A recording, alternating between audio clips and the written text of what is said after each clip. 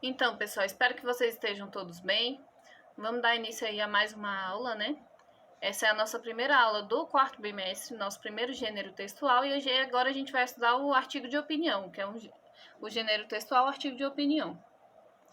O que é o gênero artigo de opinião? É um tipo de texto dissertativo argumentativo, onde o autor apresenta seu ponto de vista sobre determinado tema e por isso recebe esse nome. Então, é um texto onde a opinião do autor é expressa, né? E ele coloca ali o seu posicionamento sobre um determinado tema. É basicamente isso. O artigo de opinião, como o próprio nome está dizendo, é justamente essa questão de você direcionar uma opinião sobre um determinado tema. Geralmente, os artigos de opinião são veiculados nos meios de comunicação de massa, televisão, rádio, jornais ou revistas e abordam temas da atualidade. Então, gente, por exemplo, quando a gente vê um telejornal onde ali aquele apresentador está dando a sua opinião, ele está opinando, é um artigo de opinião? Sim, né? Quando a gente vê numa revista ou numa revista virtual ou num jornal impresso ou no jornal virtual ali, uma opinião de um determinado autor sobre qualquer tema, é um artigo de opinião? Também é um artigo de opinião. Então, é assim, uma coisa... O gênero artigo de opinião, ele é um gênero assim, bem fácil de ser compreendido, porque ele está presente aí nas nossas vidas, bem presente aí, né, na nossa vida. Então, continuando. Outro exemplo também, quando no rádio, quando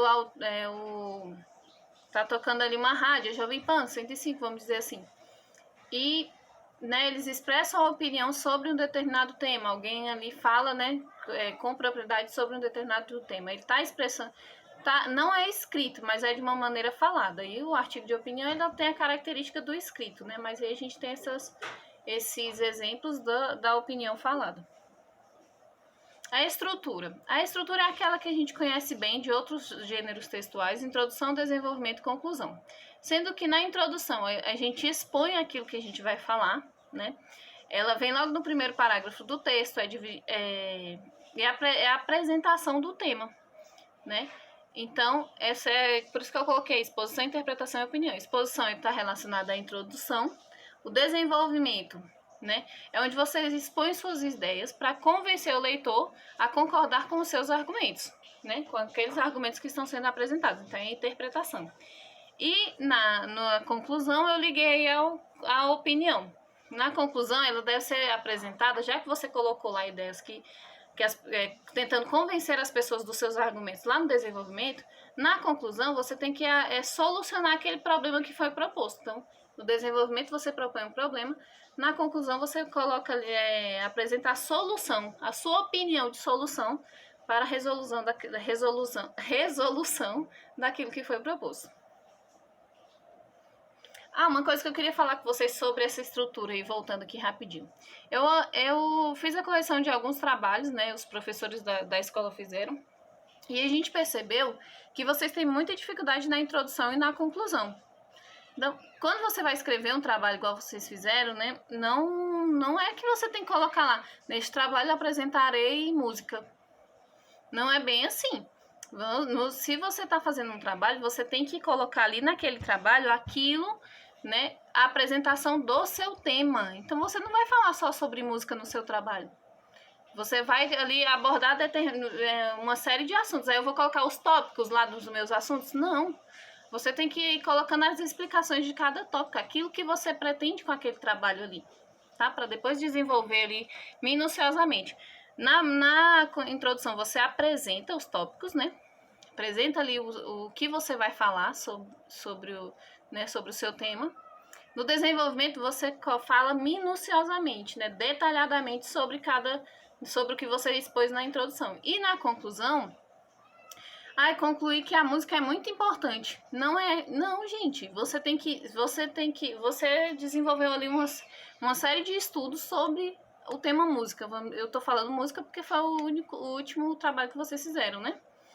Então, lá na conclusão, você tem que apresentar o que aquilo ali vai interferir na sua vida, o que você aprendeu, que você vai levar, né, adiante. Se foi apresentado lá né, uma tese, né? Se você expôs as suas ideias lá no desenvolvimento, agora eu quero que você né, lutou para que as pessoas acreditassem naquilo que você escreveu. Você argumentou. E na conclusão você tem que fazer um desfecho de tudo que você escreveu, né? Então, é basicamente assim. Se tiverem dúvida, me perguntem aí nos dias das minhas aulas, que são segunda e sexta. Fato versus opinião. Isso daí é uma coisa que a gente tem que entender, porque está sempre presente nos artigos de opinião. É tanto que o próprio nome já está falando, como eu já falei, né? O que é fato e o que é opinião. O fato aí ficou desconfigurado, mas relevem. Fato é aquilo que realmente aconteceu e pode ser comprovado. Então, fato é a realidade, aquilo que realmente aconteceu. Né? Não tem nem o que falar a mais sobre isso, porque já está bem explicado aí. Opinião é o ponto de vista de alguém, ou seja, uma interpretação dos fatos, que pode ser verídico ou não. Então, a opinião ela pode ser falsa? Pode. É por isso que a gente tem que se basear em quê? Nos fatos. Certo? Eu coloquei um exemplo de artigo de opinião, só que ele ficou um pouco esticado. Eu não sei se vai dar para vocês lerem. Acho que eu vou tentar ler ele aqui. Governo digital. Gente, eu vou fazer essa leitura porque eu tô vendo que a imagem do slide não ficou muito boa. Então, né, vou fazer essa leitura porque é bom que vocês acompanhem também e vejam do que tá falando o exemplo que eu dei. Então, vamos lá. Isso daí, lá na artigos, né, governo digital. O desenvolvimento das tecnologias da informação e comunicação, TICs, inaugurou novos modelos de relação entre o poder público e a sociedade, estratégias de e-democracia e e-governo. Inserem os cidadãos nos próximos decisórios, tornando as expectativas políticas e sociais mais inclusivas. Os alvos são facilitar o acesso a informações e serviços públicos e possibilitar que a formação da vontade governamental ocorra em espaços virtuais de construção colaborativa.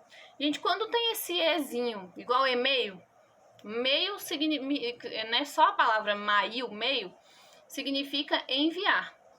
Então, esse e que tem antes de e-mail significa que é eletronicamente. Então, tá ligado a eletrônico. Então, é enviar eletronicamente. Então, toda vez que tem e-commerce, é o comércio eletrônico. Aí tá falando, eu tô falando isso porque eu vi aqui no artigo. Aí tá bem assim. Cadê, meu Deus? Só um instante que eu tô procurando. E-democracia, tá? A democracia o quê? Eletrônica. E e-governo, governo digital, né? Como o próprio título aí do artigo. As primeiras experiências de governo digital no Brasil ocorreram no final dos anos de 1990. Hoje, 99% dos órgãos federais e 91% dos órgãos estaduais estão presentes na internet. A prestação de serviços públicos e a participação cidadã em ambientes virtuais é uma realidade que incrementou a atuação social na esfera pública. A adoção de programas de governo digital transpôs para espaços virtuais o exercício da cidadania. Contudo, embora os índices de acesso à internet no Brasil tenham experimentado exponencial crescimento na última década, é marcante a desigualdade de acesso determinada por fatores como grau de instrução, desigualdade de renda e local de residência. Mais de 90% dos domicílios das classes sociais A e B estão conectados à internet, enquanto nas classes D e E o índice é de 23%. Nas áreas urbanas, 59% dos domicílios estão conectados, enquanto nas áreas rurais essa proporção é de 26%. Portanto, como os serviços públicos e os espaços de deliberação e participação democrática estão cada vez mais se inserindo em ambientes virtuais, tem-se como consequência uma exclusão seletiva da cidadania quando o acesso à internet é marcado pela desigualdade. Embora o governo digital seja uma ferramenta desenhada para a promoção da cidadania, acaba reforçando as iniquidades pré-existentes. Assim, são necessárias políticas públicas. Tá vendo aqui no final, quando ele começa a falar assim? Isso daí é uma conclusão, que ele vai apresentar uma solução para toda a problemática que ele apresentou no desenvolvimento. Assim, são necessárias políticas públicas que tenham por objetivo não apenas promover o acesso igualitário às TICs, mas também implementar estratégias educacionais que sejam capazes de desenvolver as competências e habilidades necessárias à sua utilização. Não basta promover o acesso à internet, é necessário que políticas educacionais promovam a inclusão nos projetos pedagógicos da educação básica pública de estratégias educacionais destinadas a despertar a consciência de que os espaços virtuais serão cada vez mais espaços de exercício da cidadania e que a inserção e a atuação desses ambientes dependem do domínio das competências relacionadas ao uso das TICs. Então, vamos fazer só um parâmetro aqui para a gente identificar. A conclusão a gente já identificou. A introdução é muito fácil porque já, né, logo no início, né, no primeiro parágrafo, começa-se a introdução. Então, lá nesse primeiro parágrafo, ele tá dando uma ideia do que ele vai falar. No desenvolvimento, que é a partir dali da prestação de serviços públicos, né, tudo isso aí é o desenvolvimento. Ele começa a falar minuciosamente sobre o tema que é o governo digital. Então, gente, isso aí é um artigo científico, né, tá falando sobre desigualdades sociais, sobre o uso das tecnologias no governo, né? E de várias outras formas. A gente tem um exemplo bem claro disso daí, por exemplo, agora com a pandemia, tem essa questão aí de quem recebe aquele auxílio emergencial. Não foi tudo feito eletronicamente, né? Então, assim, isso é um exemplo, né, de como as tecnologias estão influenciando aí nos programas de governo.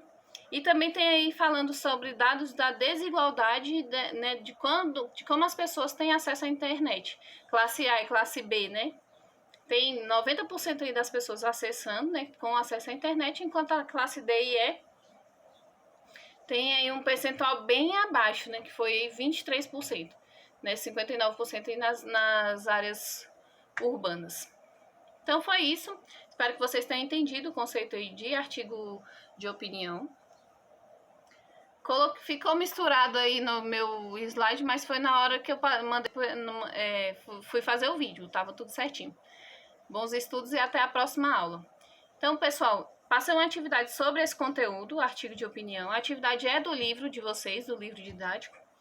E a gente se vê na próxima aula, tá bom? Um abraço para vocês.